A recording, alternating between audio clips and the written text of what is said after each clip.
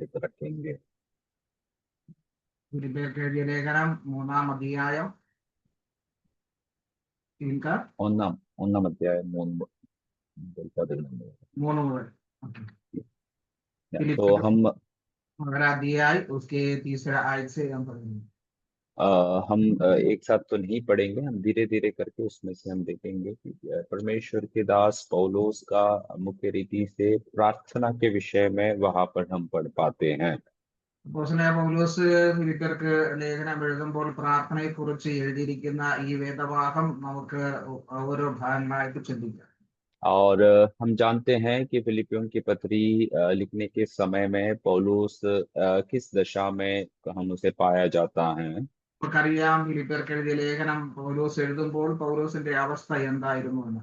और अमीन इस फिलिपियों की पत्री के मुख्य अमीन कुंजी विषयों से हम ध्यान रखेंगे तो पौलुस के जीवन से हम क्या क्या अपने जीवन में अपना सकते हैं, सीख सकते हैं। ഈ ഇതിന്റെ താക്കോൽ വിഷയം അല്ലെങ്കിൽ ഇതിന്റെ പ്രധാനപ്പെട്ട വിഷയം എന്തെന്ന് നമ്മളൊന്ന് പഠിച്ചു കഴിഞ്ഞാൽ അറിയാം പൗലോസിന്റെ ലക്ഷ്യം എന്താണ്, പൗലോസിന്റെ ഇത് എഴുതാനുള്ള ഉദ്ദേശം എന്താണെന്ന് നമുക്ക് മനസ്സിലാക്കുവാൻ കഴിയും। अमेन नीरो नाम के उस चक्रवर्ती के अमीन हाथों के द्वारा पकड़े जाकर पौलुस उन दिनों में जब उस कारागृह में बंद था। നീറോ ചക്രവർത്തി മൂലം പിടിക്കപ്പെട്ട പൗലോസ് കാരാഗ്രഹത്തിൽ ബന്ധിക്കപ്പെട്ട അവസ്ഥയിൽ ഇരിക്കുമ്പോൾ आमीन पौलुस इस पत्री को जब लिखता है फिलिपियों की पत्री में हम देखते हैं कि बार बार पौलुस ये बात को, ये शब्द को दोहराता है कि परमेश्वर का आनंद, प्रभु का आनंद, और ये आनंद वो अपने जीवन में अनुभव करते आया था।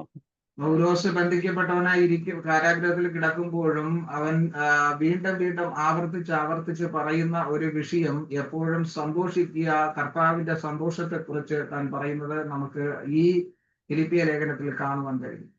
प्रियो, ये बात को हमें हमेशा अपने जीवन में याद रखना है कि आनंद हमारे लिए एक विकल्प नहीं है, परंतु एक मसीह का जीवन का एक भाग है जो हर परिस्थिति में उसे अनुभव करना है। പ്രിയമുള്ളവരെ, ഈ ആനന്ദം, സന്തോഷം എന്നുള്ളത് ക്രിസ്തീയ ജീവിതത്തിലെ ഒരു സാങ്കല്പികമോ അല്ലെങ്കിൽ അത് ദൂരെ നിൽക്കുന്നതോ അല്ല, നമ്മുടെ ജീവിതത്തിന്റെ ഒരു ഭാഗമായിരിക്കേണ്ടതാണെന്ന് പൗലോസ് ഇവിടെ വെളിപ്പെടുത്തുന്നു। और आनंद के विषय में जब हम पढ़ते हैं तो पौलुस ऐसे कारागृह में रहने के समय में भी वो कहता है कि परमेश्वर का आनंद मेरा बल है। ഈ സന്തോഷത്തെക്കുറിച്ച് പൗലോസ് പറയുമ്പോൾ താൻ കാരാഗ്രഹത്തിന്റെ ബന്ധനത്തിലായിരുന്നു എങ്കിലും അവിടെയും പറയുന്നു കർത്താവിന്റെ സന്തോഷമാണ് എന്റെ ബലം। आमीन। इन दिनों में परमेश्वर के प्रिय लोगों, मुझको और आपको आमीन हमेशा ये बात हम और आपके दिमाग में, हमारे आपके जीवन में ये बात को हमें समझना है कि कई बार हमारे जीवन में जब मुश्किलें आती हैं या हमारे आमीन सोच या कल्पना के विरोध में जब बातें चले जाते हैं, പ്രിയമുള്ളവരെ, എന്റെ നിങ്ങളുടെ ജീവിതത്തിൽ ഈ ദിവസങ്ങളിൽ നമ്മൾ ചിന്തിക്കേണ്ടത് നമ്മുടെ ജീവിതത്തിലും നമ്മുടെ എപ്പോഴും ഓർമ്മയിലും ഇരിക്കേണ്ട ഒരു വിഷയമാണ്। कि हम जब आमीन प्रभु की उपस्थिति में हमने सोची हुई या हमने प्लान किया अनुसार जब हमारे जीवन में कार्य जब आगे नहीं बढ़ता, നമ്മുടെ ജീവിതത്തിൽ നമ്മൾ ഉദ്ദേശിക്കുകയും നമ്മൾ ആഗ്രഹിക്കുകയും ചെയ്യുന്ന പ്രകാരം നമ്മുടെ ജീവിതം മുന്നോട്ട് പോകുന്നില്ല എന്നും आमीन हम अधिकतर समय में हमारी प्रार्थनाएं कम हो जाती हैं या हमारी प्रार्थनाएं उस दिशा में हम बदल देते हैं जहां पर हमारी आवश्यकताएं ज्यादा हैं। നമ്മുടെ പ്രാർത്ഥന പലപ്പോഴും നമ്മുടേതായ രീതിയിൽ നമ്മുടെ ആവശ്യങ്ങൾക്ക് വേണ്ടി മാറ്റപ്പെടുന്ന അവസ്ഥകൾ കാണാൻ കഴിയും।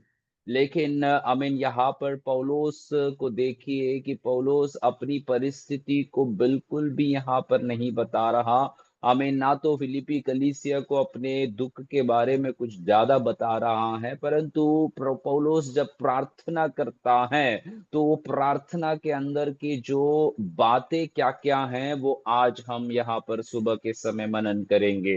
പൗലോസിന്റെ പ്രാർത്ഥനയെക്കുറിച്ച് ചിന്തിക്കുമ്പോൾ പൗലോസിന്റെ പ്രാർത്ഥന ഒരിക്കലും തന്റെ വ്യക്തിപരമായ കാര്യങ്ങൾക്കോ തന്റെ ആവശ്യങ്ങൾക്കോ വേണ്ടി പ്രാർത്ഥിക്കുന്നതായിട്ട് കാണുവാൻ കഴിയില്ല।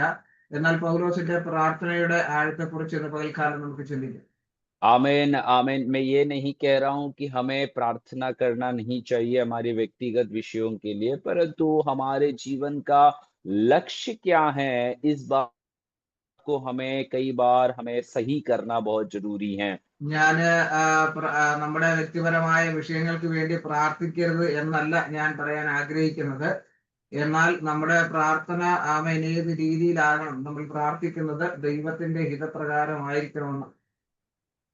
आमीन, प्रेज़ द लॉर्ड। फिलिप्पियों की पत्री को यदि हम आमीन एक एक एक उसके सारांश को देखेंगे, तो परमेश्वर के दास फिलिप्पी कलीसिया के लिखे हुए पत्री में पहली बात बताता है कि परमेश्वर मसीह मेरा जीवन है।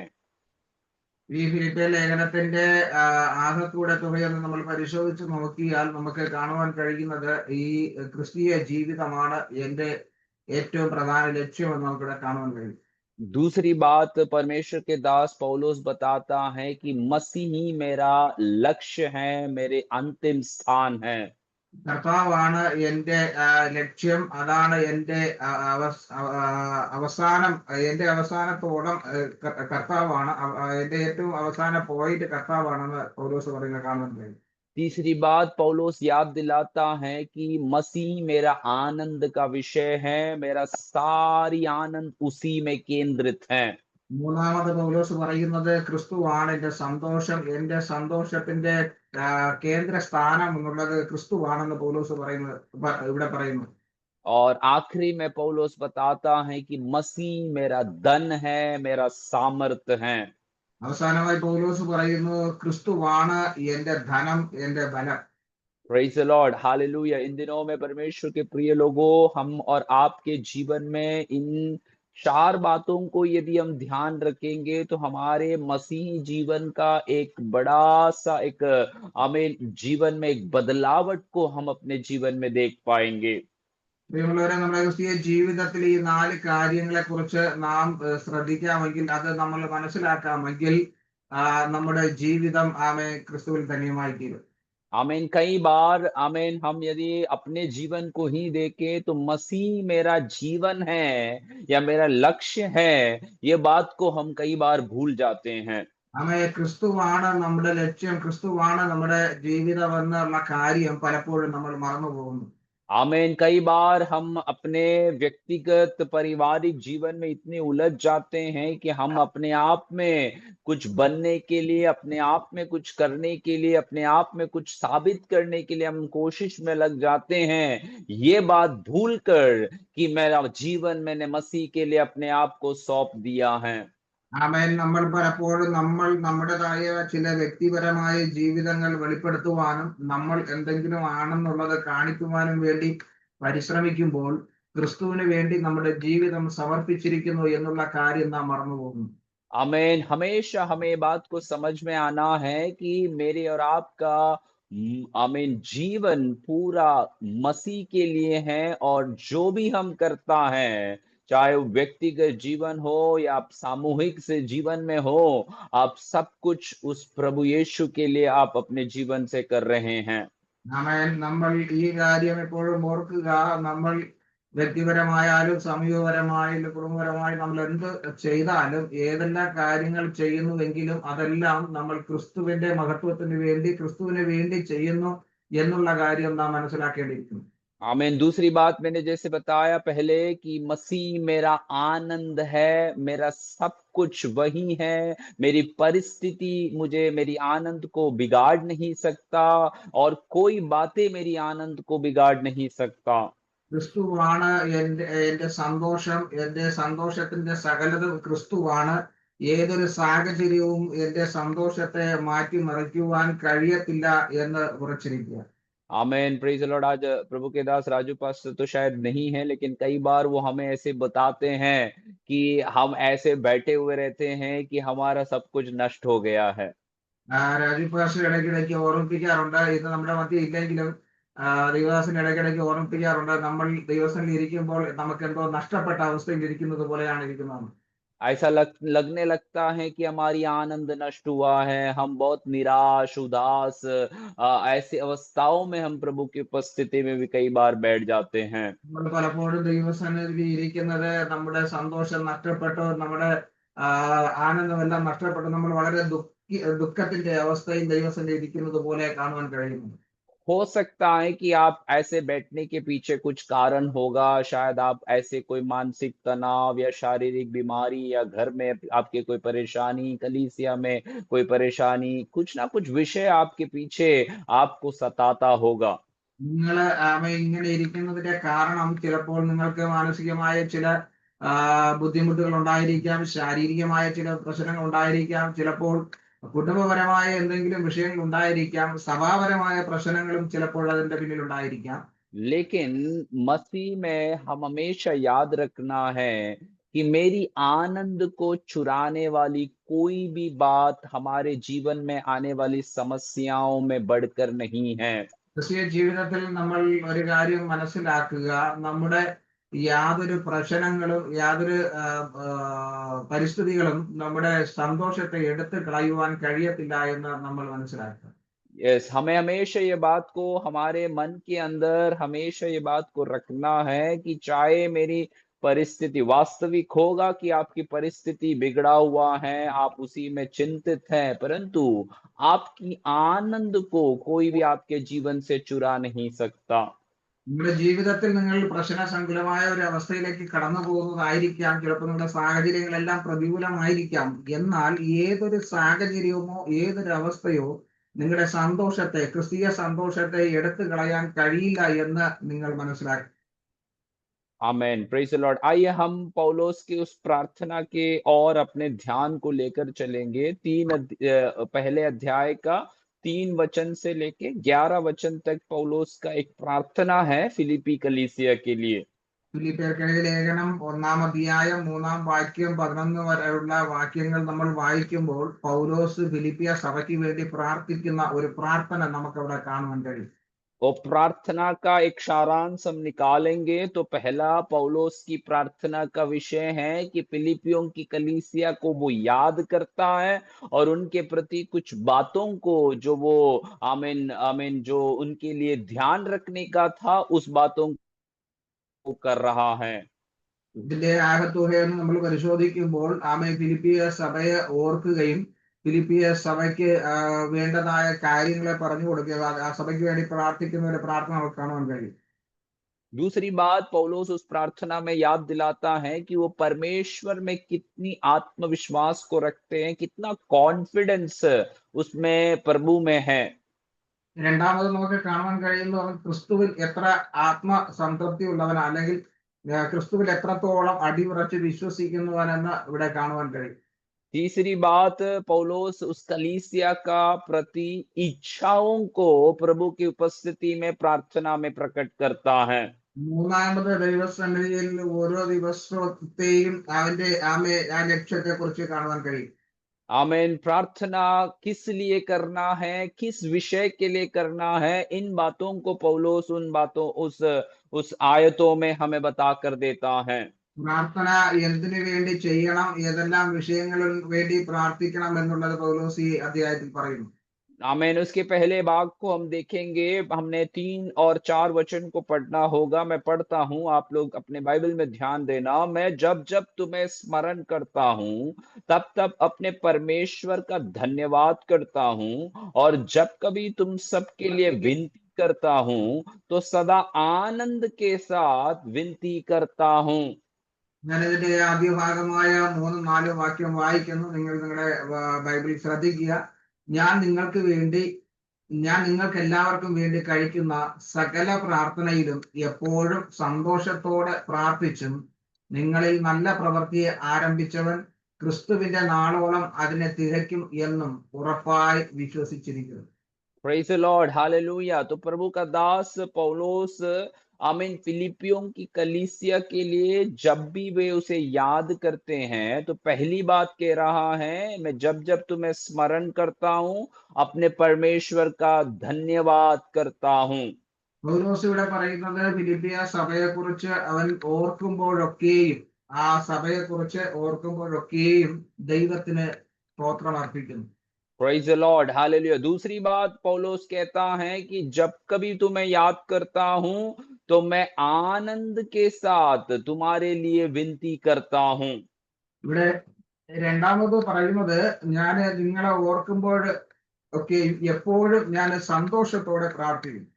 Praise the Lord। एक है परमेश्वर का धन्यवाद करना, दूसरा है आनंद के साथ परमेश्वर की उपस्थिति में प्रार्थना करना। ഒന്ന്, ആമേൻ, അവൻ പ്രാർത്ഥിക്കുമ്പോൾ എപ്പോഴും ഫിലിപ്പിയ സഭയെ ഓർക്കുമ്പോൾ എപ്പോഴും കർത്താവിന് നന്ദി പറയുന്നു.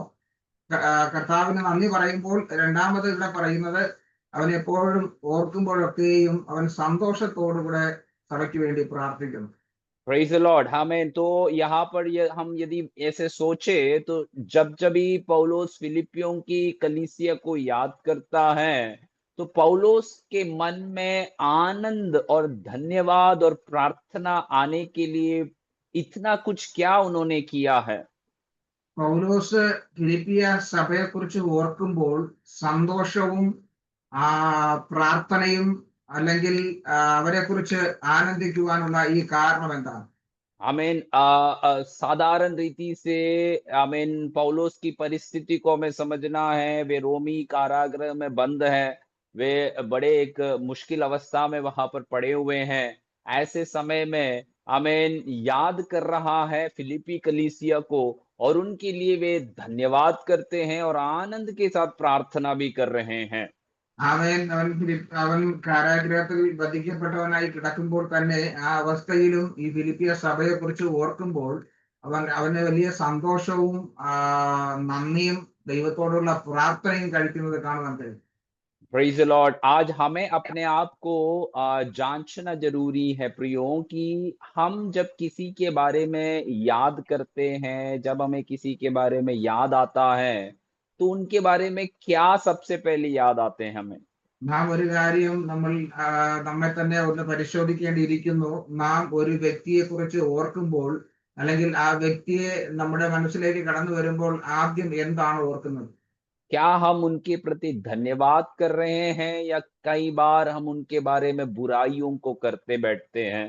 ആ വ്യക്തിയെ കുറിച്ച് ഓർക്കുമ്പോൾ നമ്മൾ നന്ദി പറയുകയാണോ അതോ ആ വ്യക്തിയുടെ കുറ്റങ്ങളും കുറവുകളും കണ്ടുപിടിക്കുകയാണോ? हमें उसके बारे में हमने हाल ही में जो सुना था वो दूसरों को बताने के लिए हम तुरंत फोन उठाते हैं और उनके बारे में बताने लग जाते हैं। ആ വ്യക്തിയെ കുറിച്ച് കേൾക്കുമ്പോൾ, ആ വ്യക്തിയെ കുറിച്ച് ഓർക്കുമ്പോൾ പെട്ടെന്ന് നമ്മൾ ഫോൺ എടുത്ത് ആ വ്യക്തിയെ കുറിച്ച് കേട്ടതായ കാര്യങ്ങൾ നാം മറ്റുള്ളവരോട് പറയുന്ന അവസ്ഥയിലാണോ? या फिर क्या हम इतने अपने आप में ही डूब चुके हैं, अपने आप में ही हम इन उलझे हुए हैं कि हम किसी के बारे में सोचने का टाइम ही नहीं है हमारे पास। അതോ നാം ഇത്രത്തോളം പ്രശ്നങ്ങൾ മുങ്ങിയ അവസ്ഥയിൽ, പ്രതികൂലത്തിന്റെ അവസ്ഥയിലായിരുന്നു കൊണ്ട് മറ്റുള്ളവരെ കുറിച്ച് നമുക്ക് ഓർക്കുവാൻ കഴിയാത്ത സാഹചര്യമാണ്? लेकिन पौलुस को देखिए, पौलुस अपनी मुश्किल घड़ी में भी फिलिपी कलीसिया को याद करता है, धन्यवाद करता है, आनंद के साथ उनके लिए वे प्रार्थना कर रहे हैं। പൗലോസിനെ കുറിച്ച് ഒന്ന് ചിന്തിച്ചു നോക്കിയേ. അവൻ ഫിലിപ്പിയ സഭയെ കുറിച്ച് ഓർക്കുമ്പോൾ അവൻ ദൈവത്തെ സ്തുതിക്കുന്നു. അവരെ പ്രീശലോട് അവന് സന്തോഷത്തോടുകൂടെ ദൈവസന്നിധിയിൽ നന്ദി പറയുകയും പ്രാർത്ഥിക്കുകയും ചെയ്യുന്നു.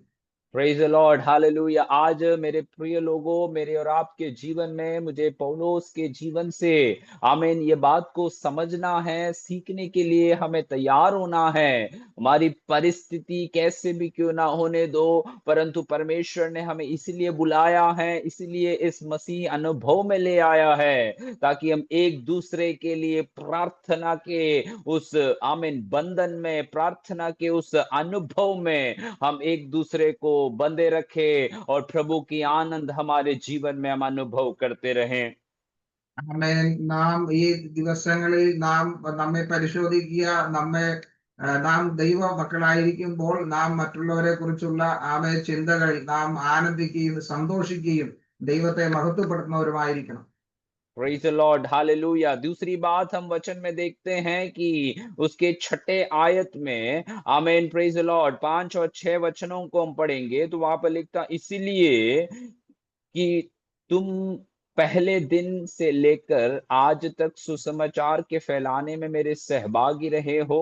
मुझे इस बात का भरोसा है कि जिसने तुम में अच्छा काम आरंभ किया है, वही उसे यीशु मसीह के दिन तक पूरा करेगा।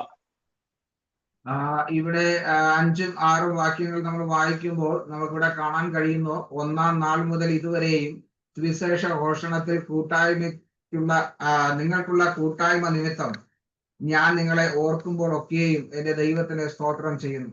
Praise the Lord. And ആറാമത്തെ വാക്യം. അത് 7ാമത്തെ വാക്യം മലയാളത്തിൽ. Okay, sorry. सो प्रभु का वचन में हम देखते हैं कि पौलुस कह रहा है कि उस दिन से, जब से तुम में वो सुसमाचार का काम तुमने मेरे साथ शुरुआत किया है, वो परमेश्वर उस अच्छे काम को पूरा करने के लिए विश्वास योग्य है।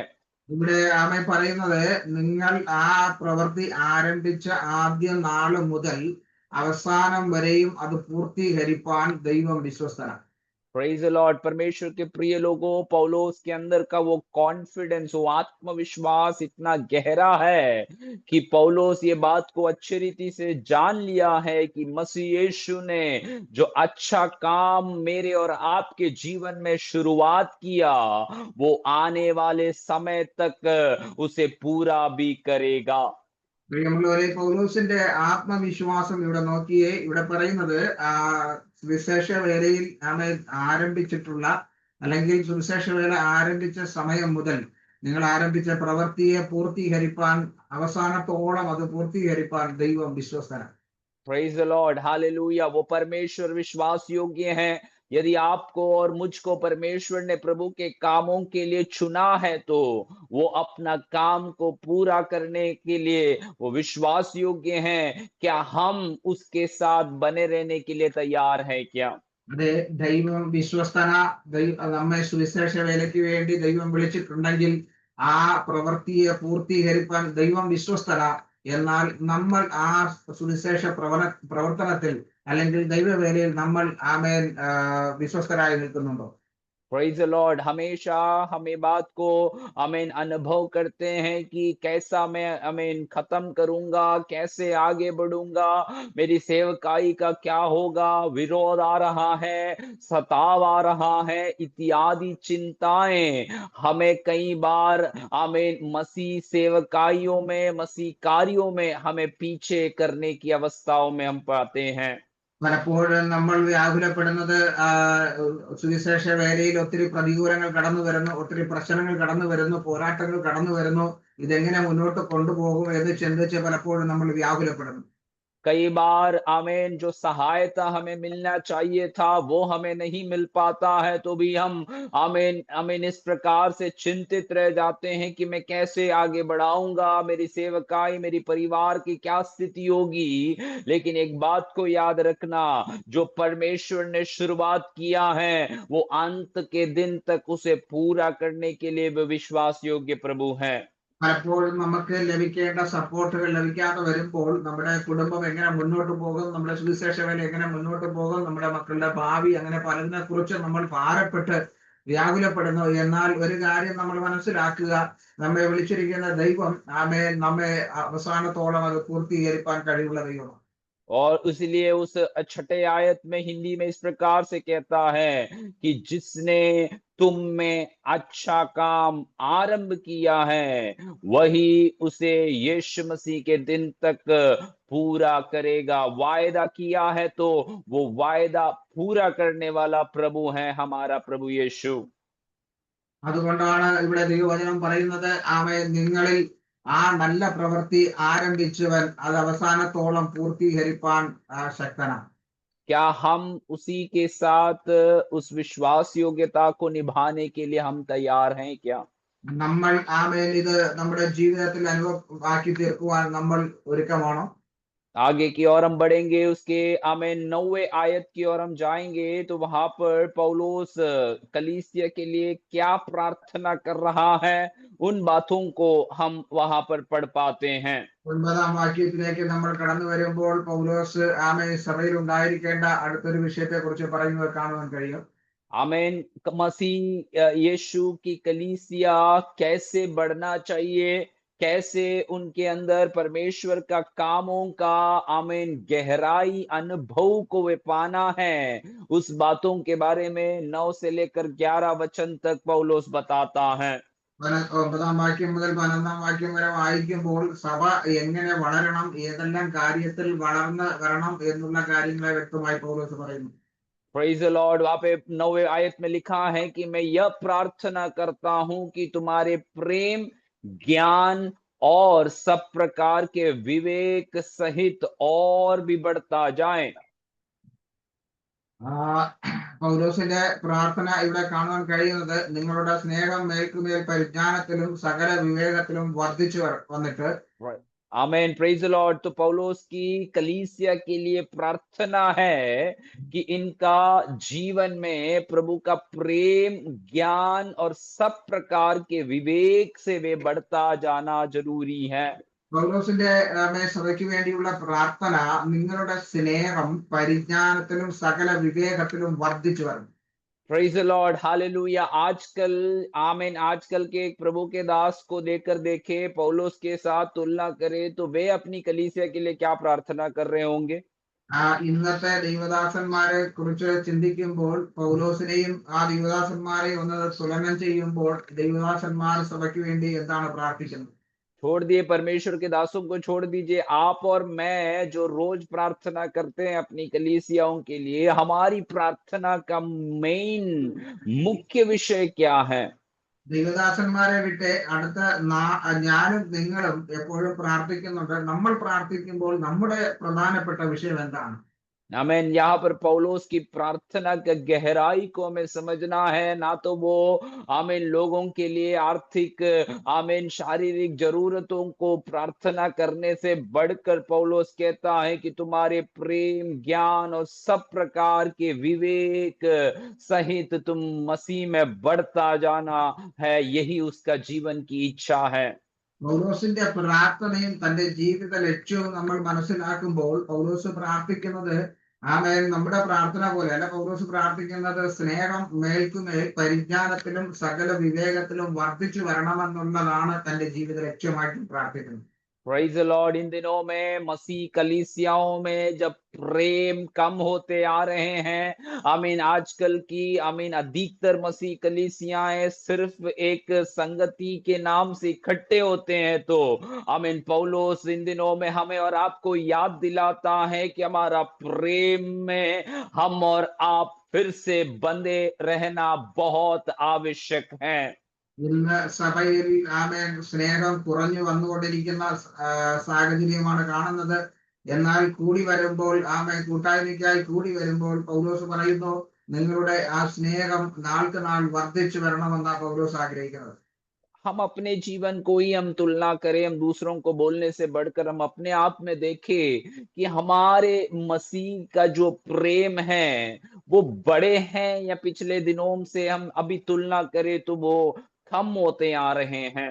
നാം നമ്മെ തന്നെ ഒന്ന് പരിശോധിച്ച് നോക്കിയാൽ നമുക്കറിയാൻ കഴിയും, നമ്മുടെ ആ ദൈവ സ്നേഹം ഉള്ള ആ സ്നേഹം വർദ്ധിച്ചു വരുന്നതാണോ അതോ കുറഞ്ഞു വരുന്നതാണോ?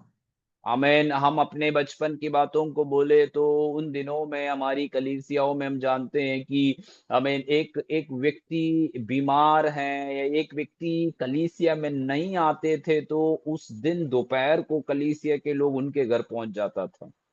നമ്മുടെ കുഞ്ഞുനാളുള്ള കാര്യങ്ങളൊന്ന് ചിന്തിച്ചാൽ നമുക്കറിയാം, ഒരു വ്യക്തി സഭയിൽ കടന്നു വന്നില്ല എങ്കിൽ ആരാധന കഴിഞ്ഞ് ഉച്ചയാകുമ്പോൾ എല്ലാവരും ചേർന്ന് ആ വ്യക്തിയെ അന്വേഷിച്ച് ഭവനത്തിൽ കടന്നു പോകുന്നത് കാണുവാൻ കഴിയുമായിരുന്നു. आमीन। आज की परिस्थिति उन दिनों की परिस्थिति से अलग है, मैं जानता हूं, लेकिन आज महीने भर भी लोग नहीं आए तो पूछते भी नहीं है कि भाई क्या हुआ था, क्यों नहीं आए, क्या तकलीफ हो रहा है। എന്നാൽ ഇന്നത്തെ സാഹചര്യവും അന്നത്തെ സാഹചര്യവും വ്യത്യസ്തമായിരിക്കാം. അത് ഞാൻ മനസ്സിലാക്കുന്നു. എങ്കിലും മാസങ്ങളോളം വരാതിരുന്നാലും എന്തുകൊണ്ടാ വരാത്തതെന്ന് അന്വേഷിക്കുക പോലും ചെയ്യാത്ത ഒരു അവസ്ഥയാണ് കാണുന്നത്. आमीन। एक व्यक्ति के जीवन में कुछ तकलीफ है, समस्याएं हैं, कई विश्वासियों को पता भी नहीं रहता है। पासबान को शायद पता होगा लेकिन विश्वासियों को भी पता नहीं है कि क्या समस्या से वो जा रहा है। എന്നാൽ വ്യക്തിയെക്കുറിച്ച് ചിലപ്പോൾ ദേവദാസന് അറിവുണ്ടായിരിക്കാം, എന്നാൽ വിശ്വാസികൾക്ക് അതിനെക്കുറിച്ച് അറിവുണ്ടായിരിക്കത്തില്ല. ആ വ്യക്തി ഏത് പ്രശ്നത്തിൽ കൂടെയാണ് കടന്നു പോയിക്കൊണ്ടിരിക്കുന്നത്. आमीन, प्रेज द लॉर्ड। इन दिनों में परमेश्वर के लोगों, आमीन, हमें बात को समझना जरूरी है कि हमारे अंदर वो प्रेम हमेशा हमें एक दूसरे के साथ जोड़ कर रखते हैं, हमें दूर नहीं करता है। പ്രിയമുള്ളവരെ, ഈ നാളുകൾ നമ്മൾ മനസ്സിലാക്കണം, ഈ സ്നേഹം നമ്മെ അകറ്റി നിർത്തുന്നതല്ല, അത് അടുപ്പിക്കുന്നതായി തീരണം. आमीन। मसीह ने, आमीन, मानव ओ परमेश्वर का वचन हमें, आमीन, यूहन्ना 3:16 में हमें पढ़ते हैं ना कि यीशु मसीह ने या परमेश्वर ने अपने पुत्र, अपने हमें परमेश्वर ने जगत से ऐसा प्रेम किया कि अपने एकलौते पुत्र को हमारे लिए दे दिया। ആമേൻ. യോഹന്നാൻ 3:16 പറയുന്നത് പോലെ ദൈവം തന്റെ പുത്രനെ നമുക്ക് വേണ്ടി നൽകിയത്, ഈ ലോകത്തെ സ്നേഹിച്ച് ആമേൻ നൽകിയത്, ആ സ്നേഹം ആമേൻ സ്നേഹത്തിൽ വളർന്നു വരുവാൻ. आमीन, प्रेज द लॉर्ड। इन दिनों में हम और आपको वो मसीह के प्रेम हमारे लिए जो था, आमीन, अपने इकलौते पुत्र को उस क्रूस पर मरने के लिए छोड़ दिया। कारण एक ही था कि उसने हमसे प्रेम किया और चाहता था कि हमारी बिगड़ा हुआ रिश्ता फिर से जुड़ जाए। കർത്താവ് ദൈവം നമുക്ക് വേണ്ടി തന്റെ ഏകജാതനായ പുത്രനെ നൽകി സ്നേഹിച്ചത്, ആ സ്നേഹം നമ്മൾ തകർന്നിരിക്കുന്ന അവസ്ഥയിൽ നിന്നും നമ്മൾ വീണ്ടും ഒന്നായി വരുവാൻ വേണ്ടി കർത്താവ് നമുക്ക് വേണ്ടി ആ സ്നേഹം നൽകിയത്. आमीन। आज कलीसिया से प्रभु का वचन का एक ही एक आग्रह है कि हम वो प्रेम में दिन प्रतिदिन बढ़ते जाना जरूरी है। ഈ ദിവസങ്ങളിൽ ഒരേ ഒരു കാര്യം, നമ്മൾ ആ സ്നേഹത്തിൽ ഓരോ ദിവസവും വർദ്ധിച്ചു വരണം. आमीन। दूसरी बात पौलुस बताता है कि आमीन, कलीसिया ज्ञान और सब प्रकार के विवेक सहित बढ़ते आना जरूरी है। രണ്ടാമത് പൗലോസ് പറയുന്നു, സഭ പരിജ്ഞാനത്തിലും സകല വിവേകത്തിലും വർദ്ധിച്ചു വരണം. Praise the Lord, hallelujah. परमेश्वर के लोगों, इन चीजों को हमारे जीवन में, हमारी कलीसियाओं में होना कितनी बड़ी आवश्यकता, ये बात को हम जान सकते हैं। നിങ്ങളൊരു ഈ കാര്യങ്ങൾ നമ്മുടെ സഭയിൽ എന്തുമാത്രം അത്യാവശ്യമായി വരേണ്ടതാണെന്നുള്ള കാര്യം ഈ നാളിൽ ചിന്തിക്കുക. Praise the Lord. परमेश्वर का ज्ञान हमारे जीवन में, प्रभु का वचन का ज्ञान हमारे जीवन में, मसीह कौन है इसके बारे में समझ रखना हमारे लिए बहुत आवश्यक है इन दिनों में। നമ്മുടെ ജീവിതത്തിൽ ദൈവത്തിന്റെ പരിജ്ഞാനം അത്യാവശ്യമായിരിക്കുക. ക്രിസ്തു ആരെന്നുള്ള വിവേകം നമ്മൾ മനസ്സിലാക്കേണ്ടിയിരിക്കുന്നു. Praise the Lord, hallelujah. इन दिनों में हम जानते हैं कि अनेक प्रकार के झूठे शिक्षक, झूठे उपदेशक जब आमीन आसपास में फैलते हैं, आमीन, मसीह का ज्ञान में, मसीह के विवेक और समझ में हम और आपको बंधे रहना, गहराई में जड़ पकड़ना, ये आज हमारी प्रार्थना का विषय होना है। പ്രിയമുള്ളവരെ, ഈ നാളുകളിൽ ഒത്തിരി ദുരുപദേശങ്ങൾ വ്യാപിച്ചു കൊണ്ടിരിക്കുന്ന ഈ സമയത്തിൽ നമ്മൾ ക്രിസ്തുവിന്റെ പരിജ്ഞാനത്തിലും വിവേകത്തിലും എത്രത്തോളം വേരൂന്നി, ആഴത്തിൽ വേരൂന്നി നിലനിൽക്കണം എന്നുള്ളത് നമ്മൾ പരിശോധിക്കണം. अगले भाग में 10वें आयत में लिखा है, यहाँ तक कि तुम उत्तम से उत्तम बातों को प्रिय जानो और मसीह के दिन तक सच्चे बने रहो और ठोकर ना खाओ।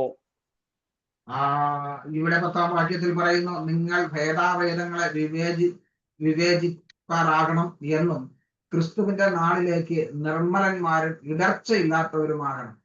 Praise the Lord, हालेलुया, आमीन। तो यहाँ पर प्रभु का दास पौलुस बताता है कि हमारे जीवन मसीह के लिए शुद्ध और बिना कोई कलंक का, आमीन, हमारा जीवन बने रहना जरूरी है। ക്രിസ്തു ദൈവസന്നിധിയിൽ ക്രിസ്തീയ ജീവിതം നിർമ്മലതയും കളങ്കമില്ലാത്തവരായി Praise the Lord, आमीन। थैंक यू प्रभु के दास। आमीन। प्रभु के वचन में हम देखते हैं कि आमीन, हमें निष्कलंक रहना और शुद्ध रहना, उस दिन तक बने रहना। आमीन। आज की तारीख में देखा जाए तो बहुत बड़ा एक कठिन सवाल है, ऐसे लगने लगता है। ആമേ നിഷ്കളങ്കരും നിർമ്മലരുമായി നിലനിൽക്കണമെന്ന് പൗലോസ് ഇവിടെ പറയുമ്പോൾ ഇന്നത്തെ സാഹചര്യങ്ങളിൽ അത് ഏറ്റവും വളരെ പ്രതികൂലമായി നിൽക്കുന്ന ഒരു അവസ്ഥയാണ്. आमीन। वचन में जैसे बताया जाता है या पूछा जाता है, क्या मसीह के आने तक क्या हमारा विश्वास बना रहेगा? हम ये सवाल जब प्रभु का वचन जब हमारे बीच में उठा रहे हैं, आमीन, इन दिनों में हमें बात को भी समझना है कि पौलुस फिलिपियों के लिए प्रार्थना करता है कि तुम्हारा जीवन निष्कलंक और पवित्र बने रहना है वो यीशु मसीह के आने के समय तक। ആമേൻ. ക്രിസ്തുവിന്റെ വരവോളം നമ്മൾ വിശുദ്ധരും നിഷ്കളങ്കരുമായി നിൽക്കേണ്ടതാണെന്ന് ഫിലിപ്പിയ സഭയോട് പൗലോസ് ചോദിക്കുന്നത് പോലെ നാം നമ്മെ തന്നെ വിശുദ്ധീകരിച്ച് ആമേൻ നിർമ്മലരായിരിക്കണമെന്ന് ആഗ്രഹിക്കുന്നു. Praise the Lord, hallelujah. वचन कहता है आमीन 11वें आयत में, और उस धार्मिकता के फल से जो यीशु मसीह के द्वारा होते हैं भरपूर होते जाओ, जिससे परमेश्वर की महिमा और स्तुति होती रहे। 11ാം വാക്യത്തിൽ പറയുന്നത് ദൈവത്തിന്റെ മഹത്വത്തിനും പുകഴ്ചയ്ക്കുമായിട്ട് യേശു ക്രിസ്തുവിനാൽ നീതി ഫലം നിറഞ്ഞവരായി തീരണം എന്ന് ഞാൻ പ്രാർത്ഥിക്കുന്നു. आमीन। Praise the Lord. धार्मिकता का फल हमारे जीवन में प्रकट होना, ये परमेश्वर का दास पौलुस प्रार्थना में इच्छा कर रहा है।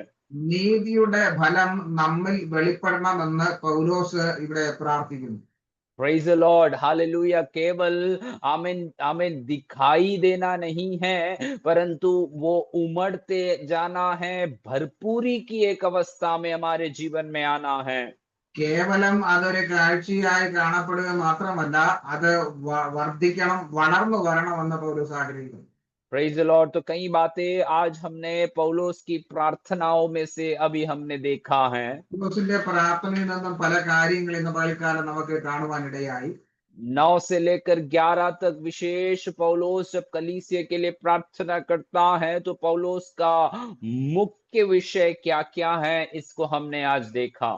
9ാം വാക്യം മുതൽ 11ാം വാക്യം വരെ വായിക്കുമ്പോൾ സഭയിൽ ഉണ്ടായിരിക്കേണ്ട പ്രധാനപ്പെട്ട കാര്യങ്ങളെ കുറിച്ച് പൗലോസ് ഇവിടെ പറയുന്നു. Praise the Lord. हमें पहली बात है कि ज्ञान में और परमेश्वर के आमीन प्रेम में और सब प्रकार के विवेक में दिन प्रतिदिन कलीसिया बढ़ते जाना जरूरी है। ആമേൻ. നിങ്ങളുടെ സ്നേഹം മേൽക്കുമേൽ പരിജ്ഞാനത്തിലും സകല വിവേകത്തിലും ഓരോ ദിവസവും വർദ്ധിച്ചു വന്നുകൊണ്ടിരിക്കണമെന്ന് പൗലോസ് ഇവിടെ വെളിപ്പെടുത്തുന്നു. दूसरी बात पौलुस उसके 10वें आयत में लिखता है कि तुम शुद्ध और निष्कलंक बने रहने के लिए, वो मसीह के दिन तक वैसे होने के लिए परमेश्वर के दास प्रार्थना कर रहे हैं। 10ാം വാക്യത്തിൽ പറയുന്നത് ക്രിസ്തുവിന്റെ വരവോളം നിങ്ങൾ നിർമ്മലരും വിശുദ്ധരുമായിരിക്കണമെന്ന് പൗലോസ് ഓർമ്മിപ്പിക്കുന്നു. उसके 11वें आयत में बताते हैं कि उस धार्मिकता का फल हमारे जीवन में भरपूरी से प्रकट होना है। 11ാം വാക്യത്തിൽ വായിക്കുന്നത് ആമേൻ നീതി എന്ന ഫലം നിറഞ്ഞവരായി തീരണം, ക്രിസ്തുവിന്റെ വരവോളം അത് വർദ്ധിച്ചു വരണമെന്നും പൗലോസ് ആഗ്രഹിക്കുന്നു. आमीन। आज हमारी जीवन की प्रार्थनाएं क्या क्या हैं, हमारे प्रार्थना का आमीन केंद्रीय विषय क्या है, ये हम अपने आप में जांचना जरूरी है प्रियो। ഈ ദിവസങ്ങളിൽ നമ്മുടെ പ്രാർത്ഥനയുടെ പ്രാർത്ഥന എന്താണ്, പ്രാർത്ഥന ലക്ഷ്യം എന്താണ്, അതിന്റെ പ്രാധാന്യത എന്താണെന്ന് നമ്മളൊന്ന് പരിശോധിക്കേണ്ടിയിരിക്കുന്നു.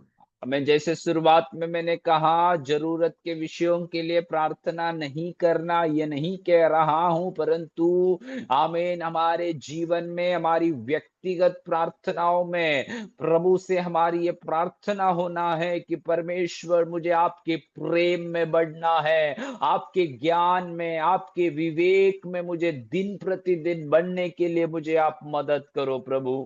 ആമേൻ. ഞാൻ ആദ്യം പറഞ്ഞതുപോലെ നമ്മുടെ വ്യക്തിപരമായ വിഷയങ്ങൾക്ക് പ്രാർത്ഥിക്കേണ്ട എന്നല്ല ഞാൻ പറഞ്ഞത്. ആമേൻ. ഓരോ ദിവസവും നമ്മുടെ പ്രാർത്ഥന കർത്താവെ അവിടുത്തെ സ്നേഹത്തിൽ വർദ്ധിച്ചു വരുവാനും പരിജ്ഞാനത്തിലും വിവേകത്തിലും വേരൂന്നി വളരുവാൻ എന്നെ സഹായിക്കണമെന്നായിരിക്കണം നമ്മുടെ പ്രാർത്ഥന. आमीन। इन दिनों में परमेश्वर की आत्मा ऐसे ही हमारे जीवन को बदलने में प्रभु की आत्मा हमारी सहायता करने दे। ഈ ദിവസങ്ങളിൽ ദൈവത്തിന്റെ ആത്മാവ് ആ രീതിയിൽ നമ്മളെ മാറ്റിമറിക്കുവാൻ ദൈവാത്മാവ് നമ്മെ സഹായിക്കട്ടെ. आमीन। कलीसिया बढ़ेंगे तो परमेश्वर के कार्यों को हम अपने समाज में, हमारे देश में देख पाएंगे। സഭ വളരുമ്പോൾ നമ്മുടെ സമൂഹത്തിലെ ആമേൻ ആ ദൈവത്തിന്റെ പ്രവൃത്തിയെ കാണുവാൻ കഴിയുമാറാകട്ടെ. कलीसिया के अंदर जब धार्मिकता का फल दिखाया जाएगा तो परमेश्वर की महिमा और स्तुति का कारण बन जाएंगे। സഭയ്ക്കകത്ത് നീതിയുടെ ഫലം പുറപ്പെടുമ്പോൾ ആമേൻ സമാധാനവും ആമേൻ സന്തോഷവും അവിടെ ആമേൻ സഭയ്ക്കകത്ത് വളരുവാനിടയാകട്ടെ. परमेश्वर की आमीन। कलीसिया के अंदर जब धार्मिकता का फल बढ़ते हैं तो परमेश्वर की महिमा और स्तुति का कारण बनता है। ദൈവസഭയിൽ നീതിയുടെ ഫലം വർദ്ധിക്കുമ്പോൾ അവിടെ ദൈവനാമ മഹത്വത്തിനും ദൈവനാമം ഉയർച്ചയ്ക്കും അത് കാരണമായി തീരും. इन दिनों में परमेश्वर हमें इन दिनों में इन वचनों के द्वारा प्रभु की आत्मा हमारी सहायता और मदद करने दे। ഈ ദിവസങ്ങളിൽ ഈ ദൈവവചന പ്രകാരം ദൈവാത്മാവ് നമ്മുടെ സഭകളെ ആമേൻ വളർത്തിക്കൊണ്ടുവരട്ടെ. आमीन। हमने आज आमीन सुबह के समय जो वचन सुना है, आमीन, प्रभु ने जो अच्छा काम को शुरुआत किया है वो अंत के समय को तक उसे पूरा भी करेगा। കേട്ടത് പ്രകാരം ആമേൻ ദൈവത്തിന്റെ വേല ആരംഭിച്ച ദൈവം അത് കർത്താവിന്റെ വരവോളം അത് പൂർത്തീകരിപ്പാൻ ദൈവം സഹായിക്കട്ടെ.